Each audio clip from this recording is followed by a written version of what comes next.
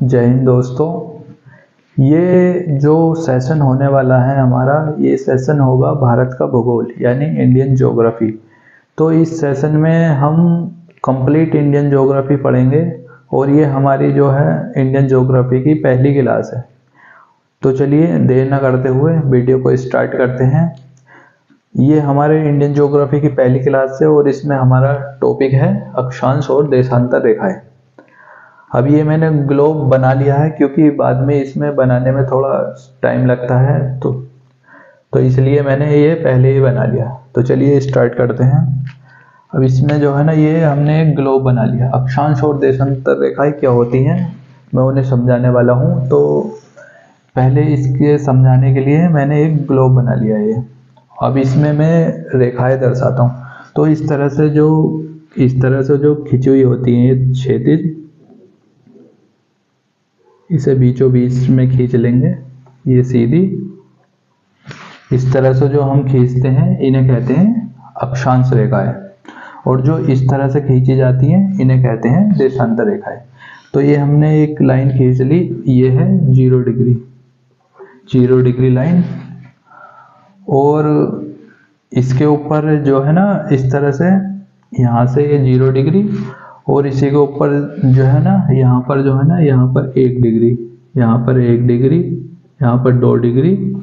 तो इस तरह से करके 1-1 डिग्री करके ये यहाँ पर आते आते ये होती है, यहाँ पर होती है 90 डिग्री। तो इस तरह से ये इनकी संख्या जो है 90 होती है। 90 यहाँ से 1-1 डिग्री के अंतर पर होती है, तो ये 90 डिग्री, तो कितनी होगी 90 डिग्री। तो इसी तरह से ये साउथ जो है यहाँ पर नॉर्थ में 90 होती हैं, और इसी तरह से साउथ में भी ये 90 होती है। तो इनकी जो टोटल संख्या होती है अक्षांश रेखाओं की, वो होती है 90 ऊपर होती है, 90 नीचे होती है, 180, और एक ये 0 डिग्री। तो टोटल कितनी होगी, ये 181 होती है अक्षांश रेखाएं जो 181 होती है टोटल। अब हम बात करने, अब जो मुख्य अक्षांश रेखाएं होती हैं अब हम उन पर बात कर लेते हैं। तो इसमें जो है नीचे अभी फिलहाल ये 2 मुख्य रेखाएं होती हैं, अक्षांश जो होती हैं, जो कि 23.5 डिग्री नॉर्थ होती है और 23.5 डिग्री साउथ में। ये 2 रेखाएं होती हैं इस तरह से। ये हमने 2 लाइनें खींच ली। ये 23.5 डिग्री है, 23.5 डिग्री नॉर्थ, इसे कहेंगे हम कर्क रेखा। इसी तरह से हम नीचे खींचेंगे, यहाँ पर जितनी दूरी पर ये है ना, इतनी दूरी पर, क्योंकि इनके जो अंश है जो वो समान है, जो डिग्री है इनकी वो समान है, तो इसलिए समान रेखा पर होती है।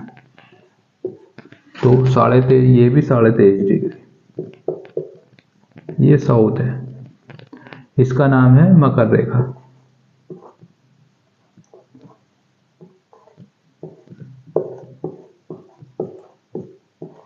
ये मकर रेखा हो गई, और ये है विषुवत रेखा।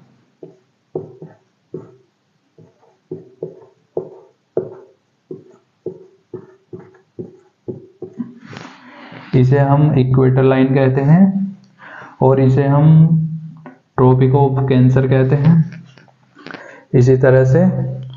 और अब बात कर लेते हैं जो देशांतर रेखाएं होती हैं। चलिए अब मैं इनमें 2 रेखाएं और बता देता हूं जो हमारे लिए जरूरी हैं। यहाँ पर ये 66.5 डिग्री, एक ये होती है, एक होती है 66.5 डिग्री नॉर्थ।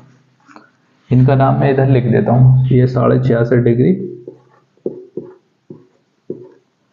नॉर्थ, इसका नाम होता है, इसे कहते हैं हम आर्कटिक रेखा।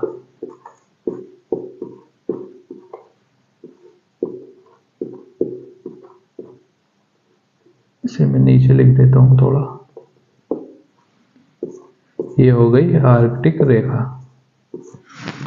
और इसी तरह से यहाँ पर 66.5 डिग्री साउथ में होती है, यहाँ पर ये भी 66.5 डिग्री है, और इसका नाम है अंटार्कटिक रेखा।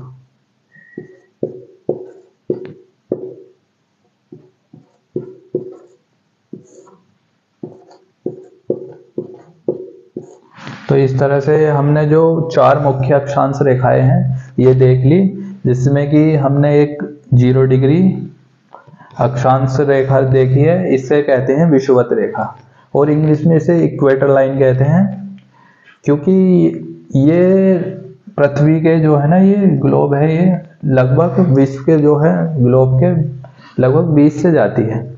और इसी के साथ जो 23.5 डिग्री नॉर्थ है इसे हम कर्क रेखा कहते हैं, और जो 23.5 डिग्री साउथ में है इसे हम मकर रेखा कहते हैं। और इसी तरह से जो 66.5 डिग्री यहाँ पर साउथ है, 66.5 डिग्री साउथ में है, इसे हम अंटार्कटिका रेखा कहते हैं। और जो 66.5 डिग्री नॉर्थ है इसे हम आर्कटिक रेखा कहते हैं। तो ये तो हो गई हमारी अक्षांशों की बात, जो मुख्य हमारी अक्षांश है। अब हम बात कर लेते हैं जो देशांतर रेखाएं होती हैं। तो जो देशांतर रेखाएं होती हैं वो ऊर्ध्वाधर खींची जाती है, यानी इस तरह से ये क्षैतिज खींची जाती हैं अक्षांश रेखाएं इस तरह से, और जो वो होती हैं देशांतर वो होती हैं ऊर्ध्वाधर, यानी कि इस तरह से। पहले तो हम एक लाइन खींच लेंगे यहाँ से बीच में ही, इसके बीचों बीच से खींचेंगे, यहाँ से लगभग 20 से खींचेंगे इस तरह से। ये हमने एक लाइन खींच ली, और इस तरह से ये ऐसे इस तरह से ये खींच ली, इस तरह से बनी हुई होती हैं ये रेखाएं। ये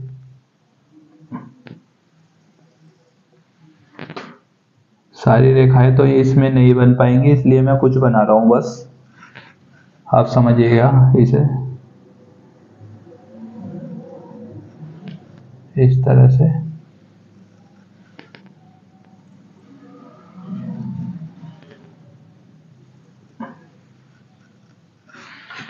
इस तरह से ये हमारा ग्लोब बन गया। अब इसमें जो बीच वाली है इसे हम कहते हैं 0 डिग्री अंतर्राष्ट्रीय रेखा, ठीक है ना। ये भी 0 डिग्री होती है, ये यहाँ से ये भी 0 डिग्री होती है, इसे कहते हैं हम अंतर्राष्ट्रीय समय रेखा।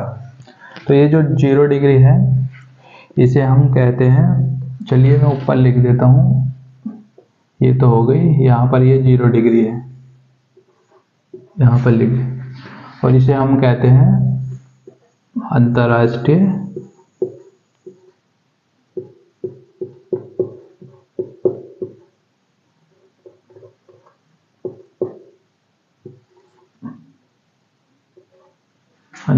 समय रेखा,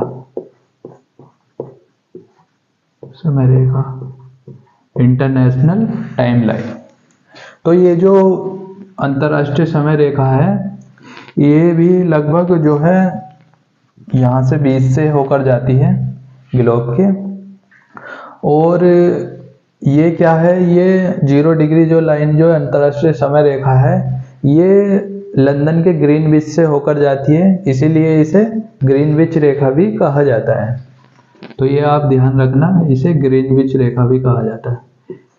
ग्रीनविच इसलिए कहा जाता है क्योंकि ये लंदन के ग्रीनविच से होकर जाती है, ग्रीनविच रेखा भी कहा।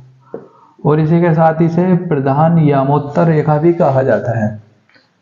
तो इस तरह से कभी कभार आ भी जाता है कथन वगैरह में, या पूछ लेते हैं, तो इसे प्रधान यामोत्तर रेखा भी कहते हैं।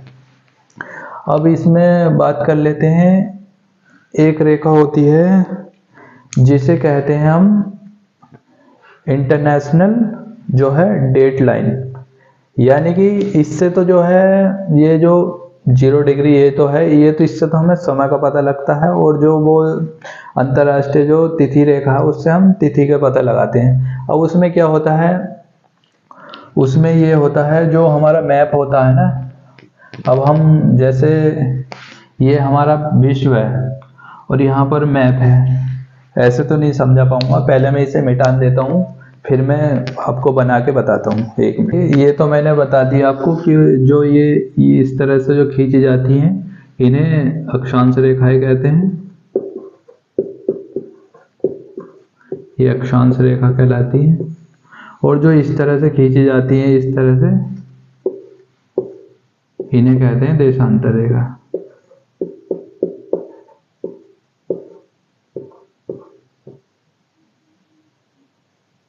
सॉरी, इन्हें कहते हैं देशांतर रेखा। तो इस तरह से ये आपने समझ लिया। अब मैं इनकी कुछ मुख्य रेखा यहाँ को लिख देता हूँ जिससे कि आपको क्लियर हो जाए। वो तो जो बनाया था मैंने वो तो समझाने के लिए था, ठीक है ना। अब मैं इनके नाम लिख देता हूँ। जैसे मैं यहाँ पर लिखता हूँ जो है, पहले मैं देशांतर रेखाएं लिख देता हूँ और उसके बाद जो मैंने अक्षांश समझाई थी उन्हें भी लिख देता हूँ। जैसे कि 0 डिग्री देशांतर रेखा,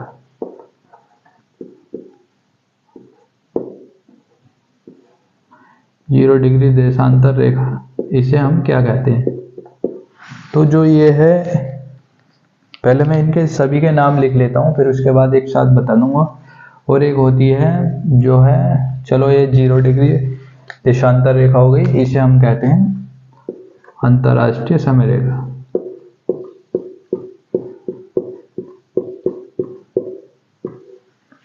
ये अंतर्राष्ट्रीय समय रेखा हो गई। और इसके बाद एक होती है,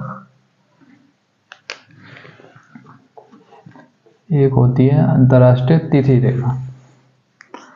जो अंतर्राष्ट्रीय तिथि रेखा है, एक होती है अंतर्राष्ट्रीय तिथि रेखा।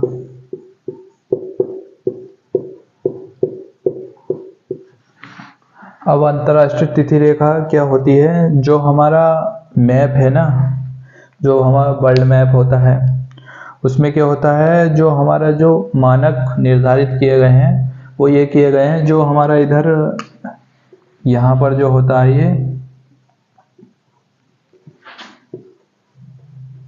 ये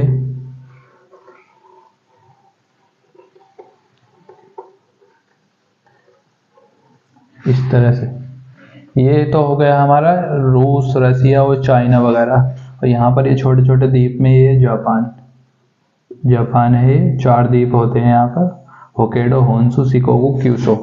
तो इस तरह से यहाँ पर ये जापान है और इधर है यहाँ पर ये यूएसए बना लेते हैं हम। यहाँ पर बना लेते हैं हम यूएसए।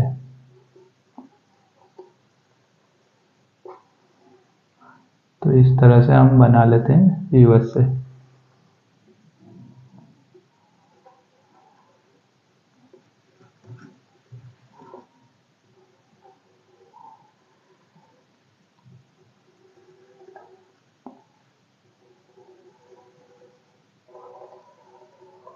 तो इस तरह से हम लगभग ये कुछ वर्ल्ड का मैप बना लिया हमने, इस तरह से जितना हमें जरूरत है।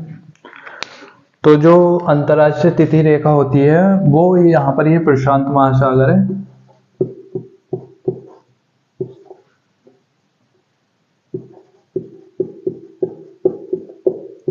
तो ये यहाँ से होकर जाती है, प्रशांत महासागर से होकर जाती है। इसको बोलते हैं, ये है अंतर्राष्ट्रीय तिथि रेखा। तो इसमें क्या होता है, जो यदि कोई व्यक्ति यहाँ से, अगर कोई अमेरिका से यदि यहाँ पर जापान जाएगा तो ये यूएसए, ये सब अमेरिका मान लेते हैं, पूरा कॉन्टिनेंट है अमेरिका। कभी कभार एग्जाम में क्वेश्चन भी आ जाते हैं कि यदि कोई व्यक्ति अमेरिका या यूएसए वगैरह जितने भी यहाँ पर देश हैं, तो अमेरिका से यदि कोई जापान जाता है व्यक्ति, तो क्या होगा कि एक दिन बढ़ जाएगा या कम हो जाएगा या वही रहेगा। तो इस तरह से क्वेश्चन आ जाते हैं। तो इसमें इसका क्या जवाब होगा, यदि कोई व्यक्ति अमेरिका से यहाँ पर जापान ये छोटा सा, यदि कोई व्यक्ति अमेरिका से जापान जाएगा तो जैसे यहाँ पर रविवार है तो यहाँ पर जाने पर यहाँ पर सोमवार हो जाएगा। क्योंकि और यदि कोई अगर यहाँ पर रविवार है, अगर जापान से अगर अमेरिका की तरफ जाता है तो क्या होगा, एक दिन पीछे चले जाएगा। यदि यदि यहाँ पर रविवार है तो यहाँ पर शनिवार हो जाएगा। तो इससे क्या होता है, एक डेट चेंज होती है, एक दिन चेंज होता है, इसलिए इसे अंतर्राष्ट्रीय तिथि रेखा कहते हैं। जो विश्व में इसे ही मानते हैं सब, तो इसलिए इसे क्या कहते हैं, अंतर्राष्ट्रीय तिथि रेखा। तो ये समझ में आ गई होगी आपके। अब बात कर लेते हैं और मुख्य रेखाओं की। अब बात कर लेते हैं जो भारत की मानक समय रेखा है वो कितने डिग्री है। तो ये शायद आपको समझ में आ गई होगी, अच्छे से क्लियर हो गई होगी कि अंतर्राष्ट्रीय तिथि रेखा क्या कहते हैं, किसे कहते हैं। और जो भारत की जो मानक समय रेखा है उसे वो है 82.5 डिग्री, 82.5 डिग्री नॉर्थ। नॉर्थ नहीं कहेंगे इसे, हम कहेंगे देशांतर।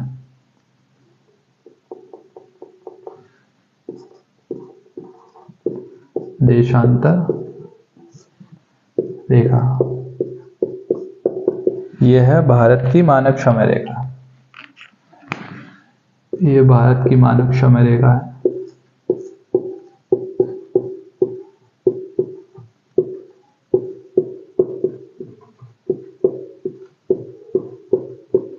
पूरा जो भारत है वो इसी को फॉलो करता है। जो उसका जो हमारे भारत का जो टाइम होता है वो 82.5 डिग्री रेखा को ही फॉलो करके बनाया गया है। अब वैसे तो जो हमारा पूर्वी है ना, जो भारत का जो पूर्वी हिस्सा है,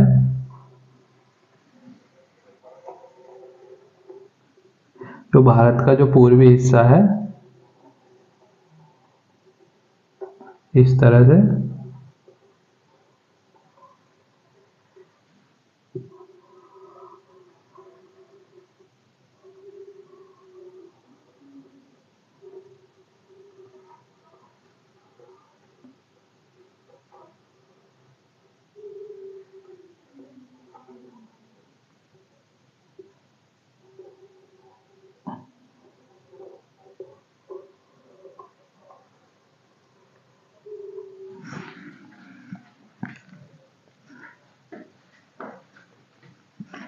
बात कर लेते हैं। जो भारत की जो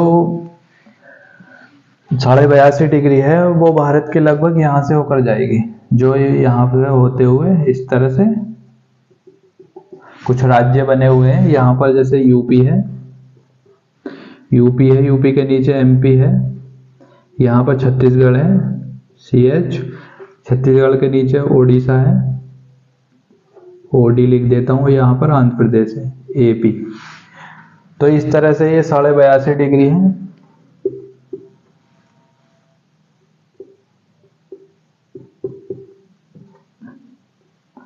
साढ़े 82 डिग्री है। ये जो है भारत के 5 राज्यों से होकर जाती है। तो सबसे ऊपर यूपी, फिर MP और छत्तीसगढ़, ओडिशा और आंध्र प्रदेश। तो इस तरह से मैं इनके नाम लिख देता हूँ पांचों के, जैसे यहाँ पर लिख देता हूँ मैं। सबसे पहला कौन सा है, ये जो 82.5 डिग्री है जो 5 राज्यों से होकर जाती है। एग्जाम में इससे क्वेश्चन आते रहते हैं। कई बार क्वेश्चन आया है कि भारत की जो मानक समय रेखा है वो भारत के किन किन राज्यों से होकर जाती है और इनका उत्तर से दक्षिण में क्रम बताइए। तो इस तरह से ये 5 राज्यों से होकर जाती है।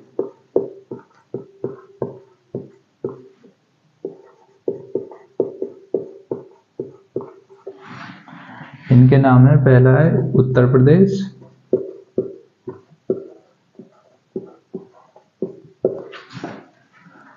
उत्तर प्रदेश के बाद दूसरा है मध्य प्रदेश,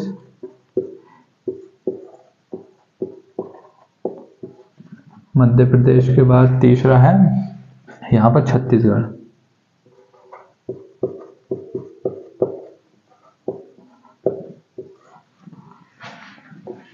छत्तीसगढ़ के बाद चौथा है ओडिशा,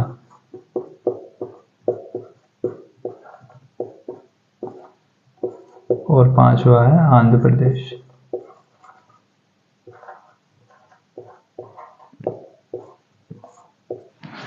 तो ये 5 राज्य हो गए जिनसे 82.5 डिग्री जो भारत की मानक समय रेखा है वो होकर जाती है। और इनका जो है उत्तर से दक्षिण में क्रम यही है, पहले यूपी, फिर मध्य प्रदेश, मध्य प्रदेश के बाद छत्तीसगढ़, छत्तीसगढ़ के बाद ओडिशा, ओडिशा के बाद आंध्र प्रदेश। तो ये 5 राज्य हो गए। तो इस तरह से ये हो गए। अब वैसे तो पूरा भारत इसे ही फॉलो करता है, लेकिन जो भारत का जो है ना ये पूर्वी है, यहाँ पर सूरज जल्दी निकलता है। और यहाँ पर जो गुजरात है, यहाँ पर जो है सूरज लगभग 2 घंटे बाद निकलता है। तो ये इतना अंतर है इनमें लगभग, क्योंकि जो हमारा ये विस्तार है भारत का वो कितना है, जैसे कि यहाँ पर ये है, यहाँ से जो इसका पॉइंट है यहाँ से ये है 68 डिग्री 7 मिनट। और जो इधर का ये है यहाँ पर ये है 97 डिग्री 25 मिनट, 97 डिग्री 25 मिनट है। तो इनमें लगभग 30 डिग्री का अंतर है, लगभग 30 डिग्री मान सकते हैं, है तो थोड़ा कम, लेकिन हम 30 डिग्री का अंतर मान, लगभग इनमें 30 डिग्री का अंतर है। तो लगभग ये इनमें जो है ना काफी अंतर है। तो इधर पे सूरज पहले निकलेगा और इधर बाद में निकलेगा। तो इसी तरह से हम बात कर ले, अब साथ ही साथ में इन्हें भी बता देता हूँ इसका जो यहाँ पर ये यहाँ पर तो है ये 8 डिग्री 4 मिनट है और ये मुख्य भूमि है। वैसे तो जो भारत का, अगर संपूर्ण भारत की बात करें जो द्वीप उप लगा के, तो उसका जो पॉइंट है वो यहाँ पर अंडमान निकोबार है, यहाँ पर अंडमान निकोबार है यहाँ पे। तो यहाँ पर एक पॉइंट है जिसका नाम है ग्रेट निकोबार है यहाँ पर। चलिए मैं पहले और चीज़ें बता देता हूँ, फिर इन्हें मिटान के उनके नाम भी बता दूंगा, ठीक है ना। तो पहले हम इन पर बात कर लेते हैं जो हम बात कर रहे थे। तो ये हमारी भारत की मानक समय रेखा हो गई। अब यहीं पर मैं लिख देता हूँ जो हमने क्या देखा, 23.5 डिग्री नॉर्थ, इसका नाम है कर्क रेखा।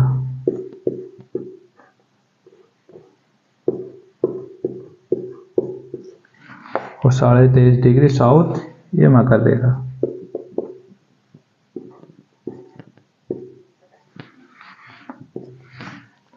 ये मकर रेखा हो गई।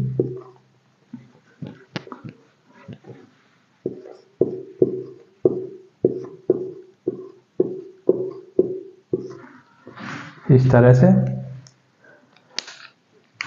अब मैं इसे साफ कर देता हूं थोड़ा सा। शायद आपने ये देख लिया होगा, समझ लिया होगा, तो मैं इन्हें मिटान देता हूं पांचों नामों को। इनके पॉइंटों की बात कर लेता हूं यहाँ पर। अब इसकी भारत की जो अवस्थिति है उस पर बात कर लेते हैं।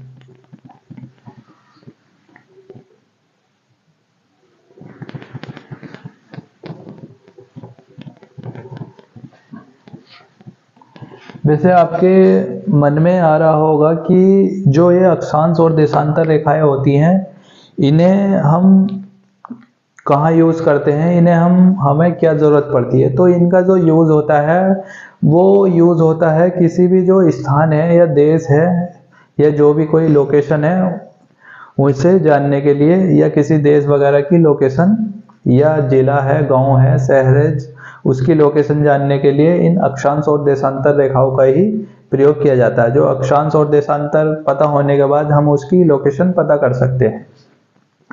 जिस तरह से जैसे भारत की जो यहाँ पर इधर है, इधर का हिस्सा जो पूर्वी हिस्सा है, इसका जो पश्चिमी हिस्सा है सबसे, वो कितना है, जो पश्चिमी यहाँ से जो देशांतर है वो है 68 डिग्री 7 मिनट। तो इसे हम देशांतर कहेंगे। और जो इधर का जो ये भी देशांतर है, जो पूर्वी देशांतर है, ये है 97 डिग्री 25 मिनट। और जो अक्षांश, यहाँ पर ये अक्षांश है, जो भारत का अक्षांशीय विस्तार है वो मुख्य भूमि पर तो 8 डिग्री 4 मिनट है। और जो ऊपर है इसका जो उत्तरी सिरा है ये है 37 डिग्री 6 मिनट। और इसका जो, अगर हम संपूर्ण भारत की बात करें तो इसमें यहाँ पर अंडमान निकोबार द्वीप बने हुए हैं। यहाँ पर द्वीप बना हुआ है, ये लगभग छोटे छोटे, ये लगभग 7 द्वीप हैं इस तरह से। तो यहाँ पर एक ये नीचे द्वीप है, यहाँ पर ये वाला, इसका नाम है ग्रेट निकोबार।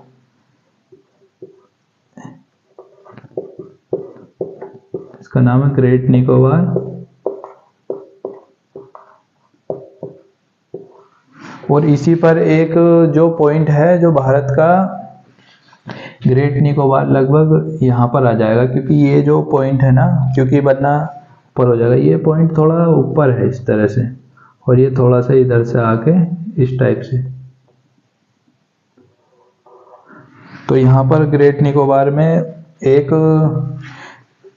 बिंदु है जो भारत का सबसे दक्षिणी बिंदु है, जिसका नाम है इंदिरा पॉइंट।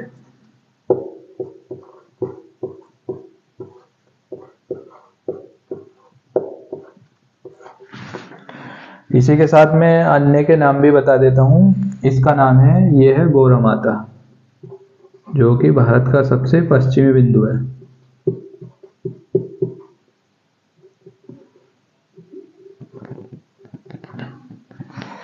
इधर को करके लिख देता हूँ, गौरा माता। और जो भारत का सबसे पूर्वी बिंदु है, इसका नाम है किवीथू। ये किवीथू। जो इसका सबसे उत्तरी बिंदु है, इसे कहते हैं इंद्रकोल। थोड़ा बड़ा लिख देता हूं।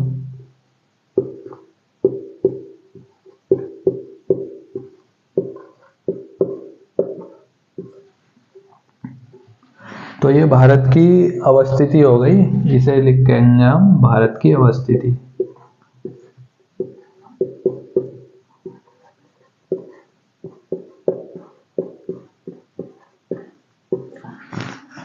तो इस तरह से हमने पॉइंट देख लिए। और ये यहाँ पर जो पॉइंट है ना, ये लगभग यहाँ पर नीचे है, इससे ये थोड़ा ऊपर बन गया, तो यहाँ लगभग यहाँ पर मान लीजिए इसे ग्रेट निकोबार को।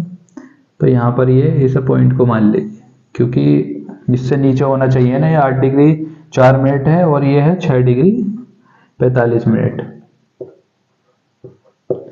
तो जो भारत का सबसे दक्षिणतम बिंदु है वो है 6 डिग्री 45 मिनट, और जो सबसे उत्तरी बिंदु है वो है 37 डिग्री 6 मिनट। और इसी के साथ जो सबसे पश्चिमी बिंदु है वो 68 डिग्री 7 मिनट है, और जो सबसे पूर्वी बिंदु है वो 97 डिग्री 25 मिनट। तो इस तरह से हमने इसकी बात कर ली।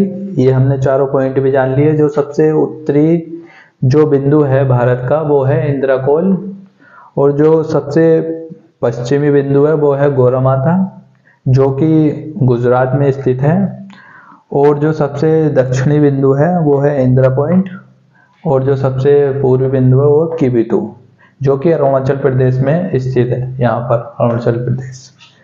तो अब हम इसकी विश्व में भारत की जैसे स्थिति जाने।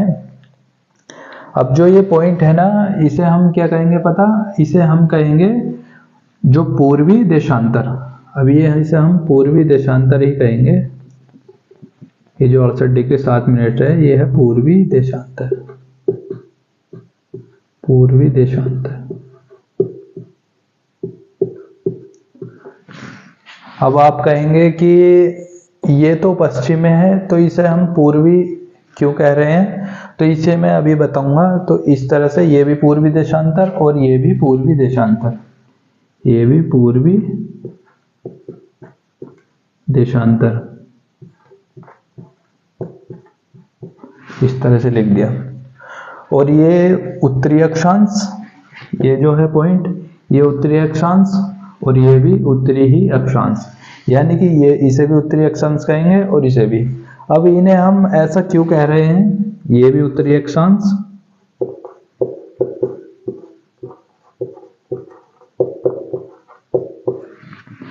इनके पीछे कहने का कारण मैं अभी बताता हूं।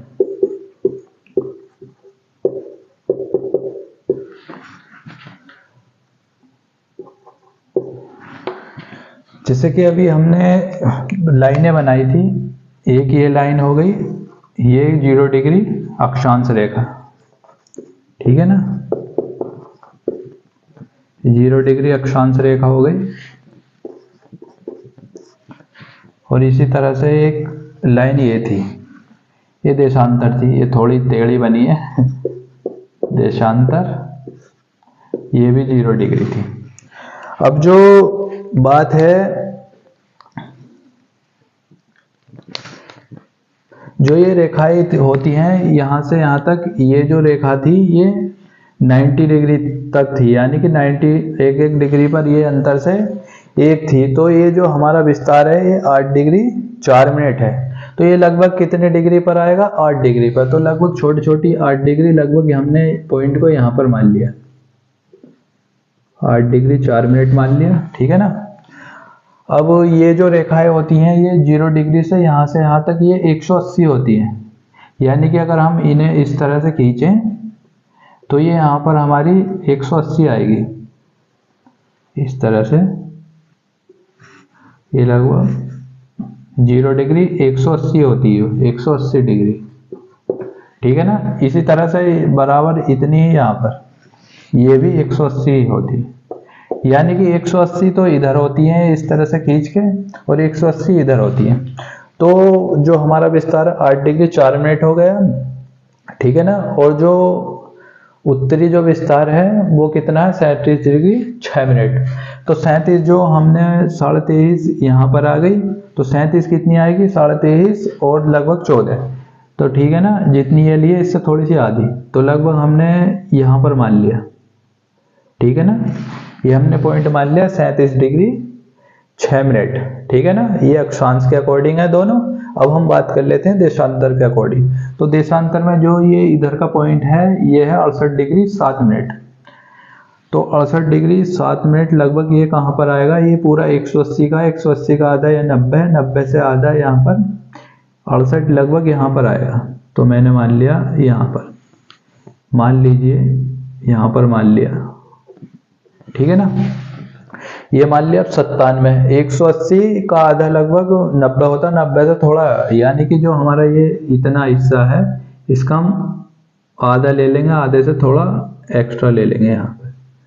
तो इस तरह से ये हमारा भारत की अवस्थिति हो गई। जैसे यहाँ से बना लिया है इस तरह से,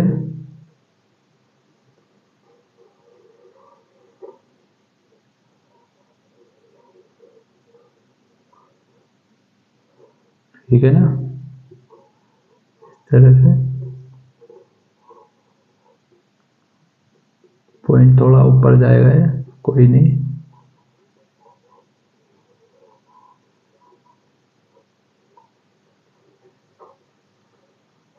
तो इस तरह से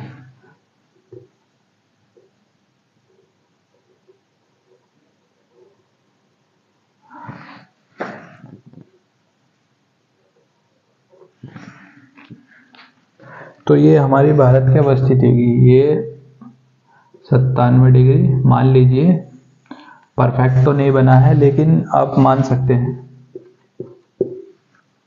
97 डिग्री 25 मिनट, ये 8 डिग्री 4 मिनट, और ये 68 डिग्री 7 मिनट, और ये 37 डिग्री 6 मिनट, ठीक है ना। तो इस तरह से ये अवस्थिति होगी। अब इसे हम पूर्वी देशांतर क्यों कहेंगे? क्योंकि इसे जो हम काउंट कर रहे हैं ना वो यहाँ से कर रहे हैं। ये जो लाइन है, क्योंकि यहाँ से ये किधर है? पूरब में, और इधर यहाँ से यहाँ तक अगर हम काउंट करते इधर आता तो ये पश्चिम में। ये लगभग ये विश्व के अकॉर्डिंग चल रहा है। जो ये 0 डिग्री है ये हमारी अंतर्राष्ट्रीय जो समय रेखा है, जो कि लंदन के ग्रीनविच से होकर जाती है। तो इस तरह से ये इसके कहाँ पर? पूर्व में, तो इसलिए इसे क्या कहा जाता है? पूर्वी देशांतर। तो ये पूर्वी देशांतर डी, पूर्वी देशांतर, और ये भी पूर्व में है तो इसलिए इसे भी पूर्वी देशांतर कहा जाता है। तो इस तरह, इसलिए इन दोनों को अब आपको समझ में आ गया होगा कि इन्हें हम पूर्वी देशांतर क्यों कह रहे हैं दोनों को, क्योंकि ये दोनों ही पूर्व में है। भारत जो पूरा जो है पूर्व में है। पूर्व और उत्तर में। तो इस तरह से ये भी पूर्वी देशांतर और ये भी पूर्वी देशांतर, ये भी पूर्वी देशांतर